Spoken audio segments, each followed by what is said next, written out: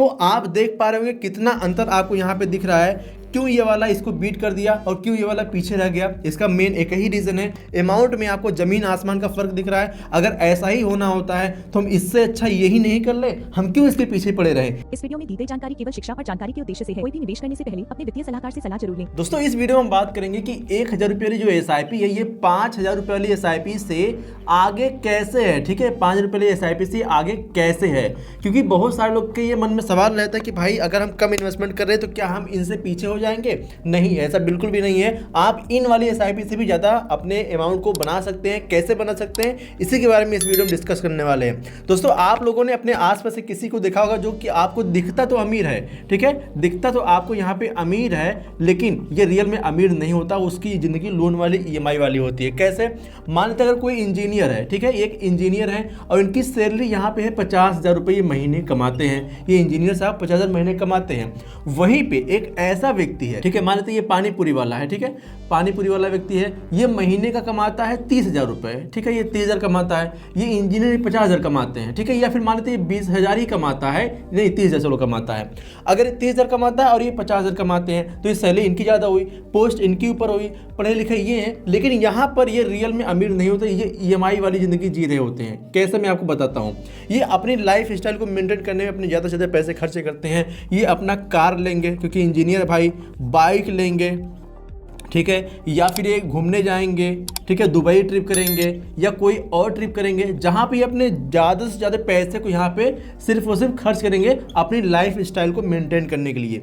ये अच्छा सा एक जो है कि रूम लेंगे, ठीक है, अच्छा रूम लेंगे या फ्लैट लेंगे रहने के लिए, क्योंकि इनका स्टेटस अपना मेंटेन करना है। और वहीं पे जो पानीपुरी वाला है, ये महीने का सिर्फ 30,000 कमा रहा है और ये ऐसे जगह पे रहेगा, एक रूम लेगा, स्टॉल लेगा जिसका किराया 2,000 रुपये होगा, और यहाँ पर ये साइकिल से चलेगा, ठीक है, और यहाँ पर ये जो कपड़े पहनेगा बहुत ही स्टैंडर्ड नहीं पहनेगा। यहाँ पर मान लेते हैं कि 1,000 रुपये से कपड़े खर्चे होंगे, तो यहाँ पे कुल मिलाकर ये 25,000 रुपये या फिर मान लेते हैं 20,000 रुपये अपना सेव कर लेगा। और ये करते करते ही पता लगता है ये ज़मीन की रजिस्ट्री करा लेता है, ठीक है, ज़मीन ले लेता है, और ये बेचारा कुछ कर ही नहीं पाता। तो रियल में अमीर तो ये हो गया, क्यों, क्योंकि इसने सही तरीके से अपने स्टेटस को मेंटेन करने पर ज़्यादा खर्चे नहीं लगाए, बहुत ध्यान नहीं लगाया। तो ये कहना बिल्कुल गलत है कि जो पैसे कम कमाते हैं वो गरीब हो सकते हैं और जो पैसे ज़्यादा कमाते हैं वो अमीर ही होंगे। ऐसा कहना मुश्किल है, क्योंकि अगर आप सही तरीके से अपने पैसे को मैनेज करना नहीं जानते तो अमीर बनने का कोई सवाल ही नहीं है। चलिए अब आते हैं अपने मुद्दे पे। आप में से बहुत सारे लोग का ये सवाल रहता है कि जो अगर 1,000 रुपये का इन्वेस्टमेंट करते हैं तो क्या जो 5,000 की SIP करते हैं इनसे हम पीछे रह जाएंगे। ऐसा बिल्कुल भी नहीं होगा। क्यों, मैं आपको यहाँ पे समझाता हूँ। दोस्तों यहाँ पे जो पहला रीजन आता है, यहाँ पे मैं आपको समझाना चाहूँगा। पहला रीजन, 1,000 रुपये की जो SIP है ये स्मॉल SIP में गिनी जाती है, ठीक है, स्मॉल SIP। अगर यहाँ पे आपकी सैलरी 30,000 है तो भी आप कर सकते हैं, अगर आपकी 50,000 तो भी आप कर सकते हैं। लेकिन जो दूसरी यहाँ पे 5,000 रुपये वाली SIP है ये थोड़ा सा यहाँ पे बिग SIP मानी जाएगी, ठीक है, बिग इन्वेस्टमेंट ये कहा जाता है।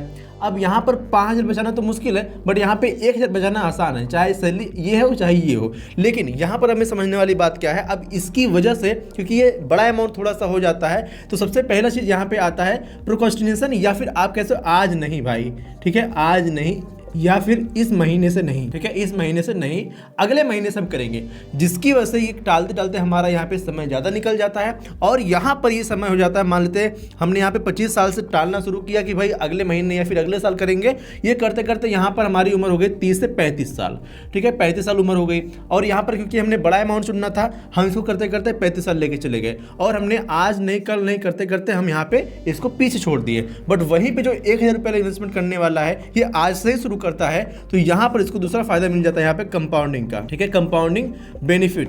ये कंपाउंडिंग बेनिफिट क्या होता है, जितने लंबे समय तक आप अपना इन्वेस्टमेंट बनाए रखते हैं मार्केट में, वहाँ पर आपके पैसे पे ग्रोथ मिलने के चांसेस और बढ़ जाते हैं, क्योंकि आपने यहाँ पर अपना समय दिया है, आपने अपना यहाँ पे समय इन्वेस्ट किया है। और जो कंपाउंडिंग ये जे कर्व बनाती है अगर आप यहाँ पे लॉन्ग टर्म अपना इन्वेस्टमेंट करते हैं। तो यहाँ पे बेनिफिट क्या मिलता है, जो छोटी SIP करता है ये शुरुआत कर देता है तुरंत से, और बाद में यहाँ पे इसको कंपाउंडिंग बेनिफिट मिल जाता है, जिससे उसके पैसे ग्रो होते रहते हैं। अब यहाँ पे तीसरा फायदा क्या है, तीसरा दोस्तों यहाँ पे फायदा ये होता है कि जो स्मॉल SIP वाला ये करेक्शन समय में, ठीक है, करेक्शन टाइम में ये अपनी SIP को नहीं रोकता, ठीक है, नहीं रोकता। क्यों, क्योंकि इसकी छोटी SIP जा रही होती है, ये सोचता है कि भाई छोटा इन्वेस्टमेंट हमारा हो रहा है तो यहाँ पे कोई फर्क नहीं पड़ता। लेकिन यहाँ पर जो 5,000 इन्वेस्टमेंट करने वाला है ये देखता है कि मार्केट डाउन जा रही है, मार्केट करेक्ट हो रही है, यहाँ पर हमारे पैसे डाउन जा रहे हैं, तो एक काम करते हैं कुछ समय के लिए अपनी SIP रोक देते हैं, और वहीं पर सबसे बड़ी गलती हो जाती है। और ऐसी गलती बहुत बहुत सारे लोग करते हैं। मेरे जानने वाले भी कई सारे ऐसे लोग थे, अभी जब मार्केट हाल ही में काफ़ी करेक्ट हो रहा था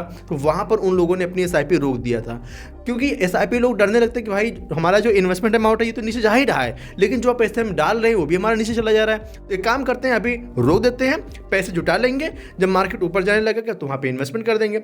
ये सबसे बड़ी भूल होती है, जिसकी वजह से यहाँ पर ये 5,000 वाली SIP भी पीछे हो सकती है, क्योंकि यहाँ पे जो छोटी SIP होती है, इस छोटी SIP होने के नाते आपकी SIP ब्रेक नहीं होती, जिसकी वजह से ये SIP इससे आगे जाने का चांसेस बढ़ जाते हैं। और दोस्तों जब बात आती है बड़ी SIP की, जैसे यहाँ पे 5,000 इन्वेस्टमेंट करने की, तो यहाँ पर हमारे बजट में फर्क पड़ता है। जैसे कि अगर मान लेते हैं अगर कोई 30,000 कमाता है और वहाँ से 5,000 निकाल देगा तो 25,000 इसके पास बचेंगे, जिसे खर्चे पूरे करने में थोड़ा सा यहाँ पे हमें फर्क दिखेगा। लेकिन इसी 30,000 में से अगर हम सिर्फ 1,000 निकालते हैं तो लगभग 29,000 हमारे पास बचते हैं, जिससे में खर्चे करने में बहुत ज़्यादा इफेक्ट समझ में नहीं आएगा कि हमने यहाँ से अपने पैसे बचाए हैं या फिर अलग किए हैं। तो इसीलिए जो छोटी SIP ये हमें लगातार कंटिन्यूटी के हिसाब से हमारा इन्वेस्टमेंट होता रहता है। आपको पता है कि कंसिस्टेंसी एंड कंपाउंडिंग, ये दो चीज़ें बहुत ही ज़्यादा इंपॉर्टेंट होती है हमारी लाइफ को आगे बढ़ाने के लिए। तो इसीलिए यहाँ पर ये वाली इन्वेस्टमेंट इस वाली इन्वेस्टमेंट से पीछे रह जाती है। ठीक है, अब यहाँ पे जरा इसको हम एक कैलकुलेशन के माध्यम से समझते हैं, कैलकुलेट करते हैं और समझते हैं कि क्या वाकई में ये फर्क पड़ता है, और अगर पड़ता है तो कैसे पड़ता है, कैसे यहाँ पे आपके इन्वेस्टमेंट में फर्क डाल सकता है। अगर आपने इन्वेस्टमेंट पहले किया है या फिर नहीं किया है, फिर भी आपको इस वीडियो को पूरा देखना चाहिए ताकि आपको सारी चीज़ें डिटेल में समझ में आ सके। हालांकि ये वीडियो एंड होने वाला है और यहाँ पे मैं आपको कैलकुलेशन के साथ समझाऊंगा कि कैसे यहाँ पर ये फर्क आपको दिख सकता है। और दोस्तों ध्यान देने वाली बात ये है कि अगर आप अपना इन्वेस्टमेंट शुरू कर देते हैं और दोनों इन्वेस्टमेंट यानी 1,000 रुपये और 5,000 रुपये, ये दोनों इन्वेस्टमेंट अगर आप सेम टाइम पे शुरू करते हैं, मतलब कि अगर 25 की SM ये भी शुरू करते हैं और 25 की SM ये भी शुरू करते हैं, अगर दोनों SIP आप साथ में लेके चलते हैं और यहाँ पर जब यहाँ पे मार्केट में करेक्शन आता है तो आप करेक्शन को ब्रेक नहीं करते हैं, मतलब करेक्शन में अपना इन्वेस्टमेंट करते हैं, SIP ब्रेक नहीं करते हैं और लगातार आप इन्वेस्टमेंट करते चले जाते हैं, जितने समय तक ये वाली SIP करेंगे उतने समय तक ये वाली भी करेंगे, तो यहाँ पे डेफिनेटली ये वाली ज़्यादा अमाउंट वाली SIP बीट कर देगी छोटी SIP को। लेकिन ज़्यादातर केस में देखा क्या गया है कि अगर हम बड़ा अमाउंट चुन लेते हैं तो उस बड़े अमाउंट को चुनने की वजह से हम लगातार कंटिन्यू अपना इन्वेस्टमेंट नहीं कर पाते हैं।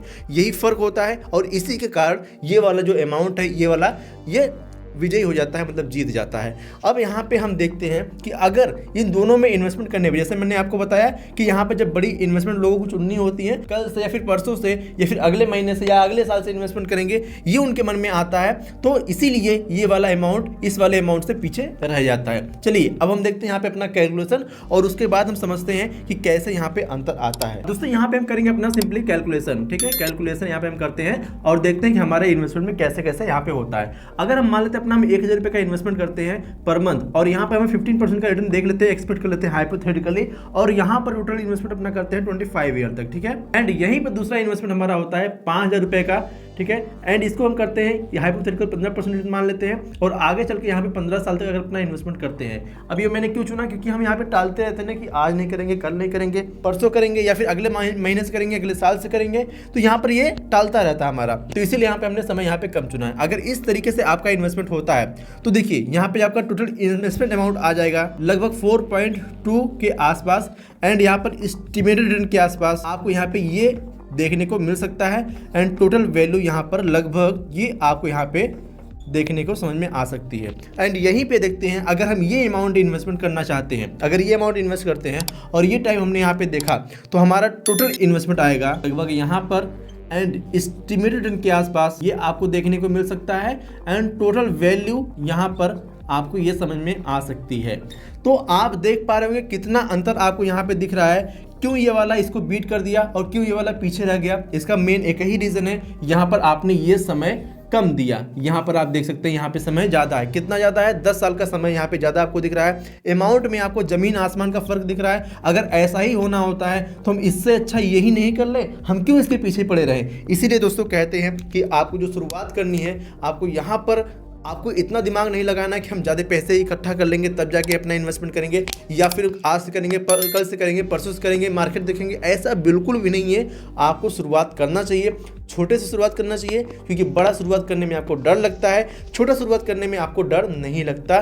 डे बाय डे आप बेटर होते चले जाएंगे अगर आज अपना छोटा सा कोई शुरुआत कर देते हैं। सो इस वीडियो में इतना ही। आई होप आपको समझ में आया होगा और आपको क्लियर हो पाया होगा कि किस तरीके से छोटा इन्वेस्टमेंट हमारे लिए ज़्यादा बेहतर काम कर सकता है। सो अगर ये वीडियो पसंद आई हो तो वीडियो को लाइक कीजिएगा, अपने दोस्तों को वीडियो को शेयर कर दीजिएगा ताकि उनको भी इंटरेस्टिंग जानकारी मिल पाए। साथ में मैंने यहाँ पे एक वीडियो बना रखा है, आपको अपने इन्वेस्टमेंट की शुरुआत कैसे करनी चाहिए, कौन कौन से पॉइंट आपको ध्यान में रखना चाहिए। इसके लिए आप वाली इस वीडियो को देख सकते हैं, इस पर क्लिक कीजिए, पूरे वीडियो आपको देखने को मिल जाएगा। मिलते हैं आपको इसी वीडियो में, नहीं करना तो कोई बात नहीं, लेकिन इस चैनल को आपने सब्सक्राइब कर लिया होगा। चलिए मिलते हैं अगली वीडियो, तब तक के लिए जय हिंद, जय भारत। इस वीडियो में दी गई जानकारी केवल शिक्षा और जानकारी के उद्देश्य से है। कोई भी निवेश करने से पहले अपने वित्तीय सलाहकार से सलाह जरूर लें।